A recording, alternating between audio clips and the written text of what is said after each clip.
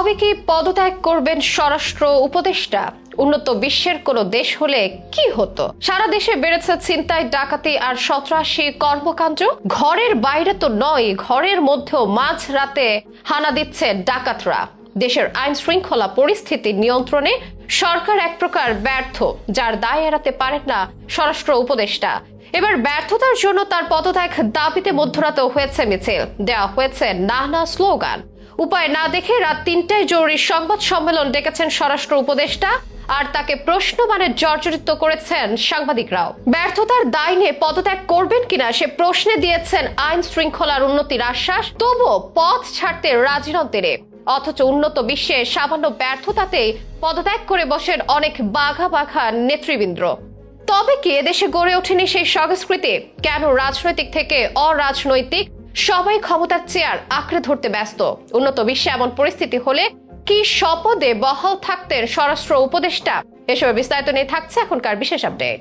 রাতে কি শান্তিতে ঘুমোতে পারছেন? বাইরে বের হতে ভয় লাগছে না? রাজধানী জুড়ে ভয় আর আতঙ্কের রাজত্ব কায়েম হয়েছে। শুধু রাজধানী নয়, সারা দেশে অবস্থা ভয়াবহ।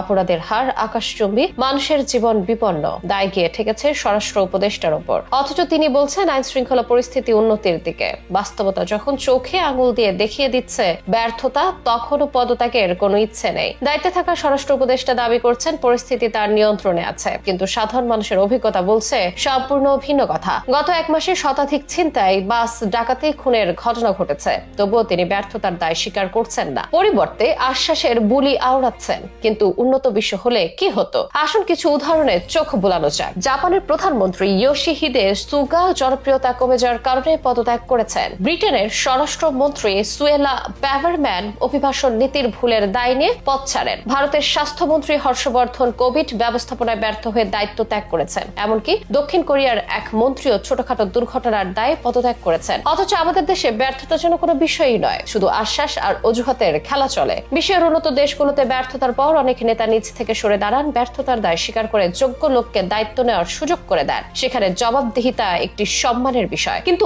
আমাদের দেশে চিত্রটা পুরো উল্টো। এখানে ব্যর্থতার পরও পদ আঁকড়ে থাকাই যেন পরিণত হয়েছে নিয়মে। স্বরাষ্ট্র উপদেষ্টার অধীনে আইন শৃঙ্খলা পরিস্থিতি চরমভাবে অবনতি হয়েছে। রাজধানীর রাস্তায় সাধারণ মানুষ নিরাপত্তাহীন বোধ করছেন। ছিনতাইকারীরা দাপট দেখাচ্ছে, ডাকাতেরা বাস আটকে লুটপাট চালাচ্ছে, খুনাখুনি হচ্ছে প্রতিদিন। অথচ এই বিশৃঙ্খলার দায় কেউ নিতে চাইছেন না। ঢাকা বিশ্ববিদ্যালয়ের শিক্ষার্থীরা ব্যর্থতার দায় স্বরাষ্ট্র উপদেষ্টার পদত্যাগ দাবি করে রাতে বিক্ষোভ মিছিল করেছে। রাজু ভাস্কর্যের সামনে জনতার কণ্ঠে একটাই স্লোগান, 1 2 3 4 জাহাঙ্গীর তুই গদি ছাড়। কিন্তু তিনি কি শুনছেন জনগণের এই আওয়াজ? পদত্যাগের কোনো লক্ষণ দেখা যাচ্ছে না। উন্নত বিশ্ব হলে এই পরিস্থিতিতে পদত্যাগই হতো একমাত্র পথ। ব্রিটেনের প্রতিরক্ষা মন্ত্রী নীতি নিয়ে বিতর্কে পদত্যাগ করেছেন। সুইডেনের প্রধানমন্ত্রী বাজেট পাশ না হওয়ায় দায়িত্ব ছেড়েছেন। অস্ট্রেলিয়ার এক মন্ত্রীও দুর্নীতির অভিযোগে পদ ছাড়েন। কিন্তু বাংলাদেশে গত কয়েক দশকে কয়জন মন্ত্রী বা উপদেষ্টা ব্যর্থতার দায়ে পদত্যাগ করেছেন? উত্তরটা সবার জানা, শূন্য।